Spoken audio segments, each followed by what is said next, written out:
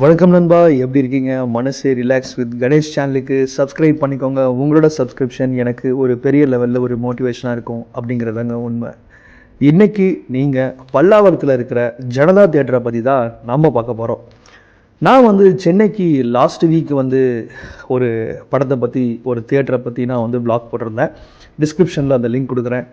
இந்த வாரம் நான் போய் பார்த்த படம் தான் மெத்ராசி. அதுவும் எங்கே அப்படின்னா, ஜனதா தியேட்டரில் போய் பல்லாவரத்தில் இருக்கிற ஜனதா தியேட்டரில் போய் பார்த்தேங்க. என்னடா அவன் ஜனதா தியேட்டரில் போய் பார்த்துருக்கானே, இந்த தியேட்டரில் அப்படி என்னதான் ஸ்பெஷல் அப்படின்னு பார்த்தீங்கன்னா, எத்தனை பேருக்கு தெரியும் சென்னை பல்லாவரத்தில் இருக்கிற ஜனதா தியேட்டர் ஒரு ஃபேமஸான ஒரு தியேட்டர். ஒரு காலத்தில் நிறைய ரினோவேஷன்ஸ் பண்ணி இப்போ ரீசெண்டாக லாஸ்ட் 1 இயராகவே ஒரு நியூ லுக்கில் இந்த தியேட்டர் பண்ணிகிட்ருக்காங்க.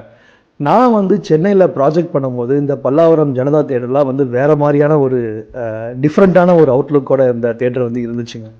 பட் இப்போ பார்க்கும்போது சும்மா தெறிக்க விட்டுருக்காங்க அப்படின்னு தான் சொல்லலாம். ஒரு மேசிவான ஒரு டிரான்ஸ்ஃபர்மேஷனுங்க.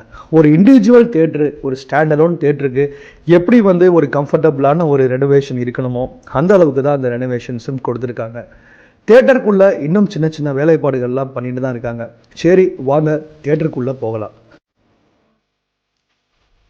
நான் ஸ்பெசிஃபிக்காக பால்கனியில் தான் போய் படம் பார்க்கணுன்னு முடிவு பண்ணிட்டு தான் நான் பால்கனி டிக்கெட்ஸை புக் பண்ணிவிட்டு போனேன். எப்பயுமே ஒரு பால்கனியில் இருந்து நம்ம படம் பார்க்கும்போது ஒரு வேறு லெவலான ஒரு ஃபீலிங்ஸ் எனக்கு கிடைக்குதுங்க. அது உங்களுக்கு எப்படிங்கிறத கமெண்ட் செக்ஷனில் டைப் பண்ணுங்கள். கீழே இருந்து பார்த்தா ஏதோ தலையை நிமித்தி பார்க்குற மாதிரியும், பால்கனிலேருந்து பார்த்தா ஏதோ நேருக்கு நேராக பார்க்குற மாதிரியுமான ஒரு ஃபீலிங்ஸ் தான் இருந்துச்சு. ஆனால் நிறைய தியேட்டரில் அந்த பால்கனியில் உட்காந்து பார்க்குறதும் சில கஷ்டங்கள் இருக்குது. அந்த வியூ கரெக்டாக வராது. ஆனால் இந்த தியேட்டரை பொறுத்த வரைக்கும் பக்காவான ஒரு வியூ எனக்கு பால்கனிலேருந்து கிடச்சிச்சுங்க. ஆகா ஓகோன்னு ஐநாக்ஸு பிவிஆர் மாதிரி இல்லாட்டி கூட அதுக்கெல்லாம் அவ்வளவோ காசு கொடுத்து நம்ம போய் பார்க்குறோம். 600 700 கொடுத்து பார்க்குறோம். ஆனால் இங்கே சும்மா ஜம்முன்னு பக்காவான ஒரு ஃபுட் ஸ்பேஸிங்கோட கம்ஃபோர்ட்டான ஒரு சீட்டில் உட்காந்து படம் பார்க்குற ஒரு எஃபெக்ட்டு எனக்கு கிடச்சிங்க. இந்த மாதிரி தியேட்டருக்கெலாம் சப்போர்ட் பண்ணால் தான் இந்த மாதிரியான ஒரு ரெனோவேஷன்ஸ் பண்ணி நிறையா தியேட்டர்ஸ் அழியாமல் நம்ம ஒரு புதுப்பொலிவுடன் நம்ம பார்க்க முடியும். அதுக்கு உதாரணம் நம்ம ஜனதா தியேட்டர். பல்லாவரத்தில் இருக்கிற லோக்கலைட்ஸ் அந்த மக்கள் எல்லாமே இந்த லோக்கலில் இருக்கிற மக்கள் எல்லாமே இங்கே ஜனதாவில் விரும்பி படம் பார்க்குறாங்க. இன்னும் கொஞ்சம் தூரம் போனால் நிறையா தியேட்டர்ஸ் இருக்குது. ஏன்னா மெட்ராஸ் இந்த மாதிரியான ஒரு தியேட்டர்ஸ்லாம் சென்னையில் நிறையா இருக்குங்க. அதுக்கு உதாரணம் தான் இப்போது நீங்கள் பார்த்துட்டு இருக்கிற ஒரு ரெனோவேஷன்ஸ்.